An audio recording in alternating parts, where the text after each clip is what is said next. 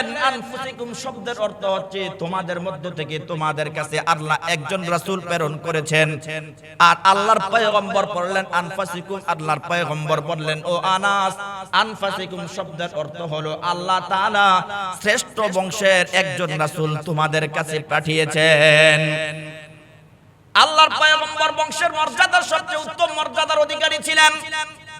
আল্লাহর পয়গম্বর বলেন এই পৃথিবীর মধ্যে যত বংশ আছে সমস্ত বংশ থেকে উত্তম বংশ হচ্ছে আমি নবীর বংশ।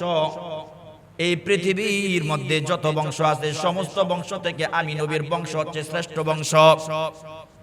শুধু তাই নয়, হে পৃথিবীর মানুষ শুনে নাও, এই পৃথিবীর মধ্যে যত বংশ আছে সমস্ত বংশের মধ্যে আমার বংশ হচ্ছে সবচেয়ে শ্রেষ্ঠ বংশ। বাবা আদম আলাইহিস সালাতু ওয়াস সালাম থেকে নিয়ে আমি নবী মুহাম্মদুর রাসূলুল্লাহ সাল্লাল্লাহু আলাইহি ওয়াসাল্লাম পর্যন্ত আমাদের বংশের কোন মানুষ কোনদিন ব্যভিচার করে নাই। শুধু ব্যভিচার করে নাই এমনটাও নয়, আমি বাবা আদম আলাইহিস সালাতু ওয়াস সালাম থেকে নিয়ে আমি নবী মুহাম্মদুর রাসূলুল্লাহ সাল্লাল্লাহু আলাইহি ওয়াসাল্লাম পর্যন্ত আমার বংশের কোন মানুষ একদিনও কারো সাথে কোনো ব্যভিচার করে নাই। এমন একটা বংশ মর্যাদার মধ্যে আল্লাহ আমাকে পাঠিয়েছেন যে বংশের মানুষ কোনোদিন কোনো ব্যভিচারের সাথে লিপ্ত হয় নাই, কারো সাথে কোনো ব্যভিচার করে নাই। আমি আল্লাহ তাআলা আল্লাহ পাক রব্বুল আলামিন আমাকে আদম আলাইহিস সালাতু ওয়াস সালাম থেকে নিয়ে আমি নবী মুহাম্মদুর রাসূলুল্লাহ সাল্লাল্লাহু আলাইহি ওয়াসাল্লাম পর্যন্ত যে সম্পর্কটা আমাদের মধ্যে, এই সম্পর্কটা হচ্ছে বৈধ সম্পর্ক, বৈবাহিক সম্পর্ক। এই সম্পর্ক বানায়া আল্লাহ আমাদেরকে দুনিয়ার মধ্যে পাঠাইছেন। আল্লাহর পয়গম্বর শ্রেষ্ঠ নবী এটা জানার জন্য আল্লাহর নবী সাল্লাল্লাহু আলাইহি ওয়াসাল্লামের একজন স্ত্রী ছিল সাফিয়া রাদিয়াল্লাহু তাআলা আনহা। ওই সাফিয়া বলে আমি একদিন তখনও আমি কাফের অবস্থায় ছিলাম, তখনও পর্যন্ত আমি ইসলাম গ্রহণ করি নাই। সাফিয়া বলে আমি একদিন ঘুমের ঘরে স্বপ্নে দেখি, হঠাৎ করে ঘুমের ঘরে স্বপ্ন তাকায়া দেখি আকাশের চাঁদটা আমার বুকের মধ্যে পড়ে গেছে। আমি আশ্চর্য হয়ে গেলাম। সকালবেলা যখন আমার ঘুম ভেঙে যায়, আমি আমার স্বামীর কাছে যখন এই কথা বললাম, আমার স্বামী আমার গালের মধ্যে একটা থাপ্পড় দিয়া বলে তুই বুঝি মুহাম্মদের স্ত্রী হওয়ার আশা করস তাই নাকি? এই কথা যখন বললেন আমি তখনও পর্যন্ত বুঝতে পারি নাই। এরপর সাফিয়া রাদিয়াল্লাহু তাআলা আনহা যখন আল্লাহর পয়গম্বরের স্ত্রী হলেন, আল্লাহর পয়গম্বরকে একদিন ডাক দিয়া বলতেছেন ইয়া রাসূলুল্লাহ ইয়া হাবিবাল্লাহ, ওগো পয়গম্বর আপনি দুনিয়াতে আগমন করার পূর্বে আমি একদিন রাত্রিবেলা ঘুমের ঘরে স্বপ্নে দেখলাম আকাশের চাঁদটা আমি সাফিয়ার কোলের মধ্যে পড়ে গেল। আমি সেদিন এটা বুঝতে পারি নাই, কিন্তু আমি যখন আমার স্বামীকে এই কথাটা বললাম, আমার স্বামী আমাকে একটা থাপ্পড় দিছে।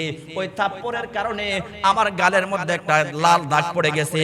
আর ওই লাল দাগ পড়ার কারণে আমাকে খারাপ দেখা যায় না, বরং আমার সৌন্দর্যতা আরো বেড়ে গেছে।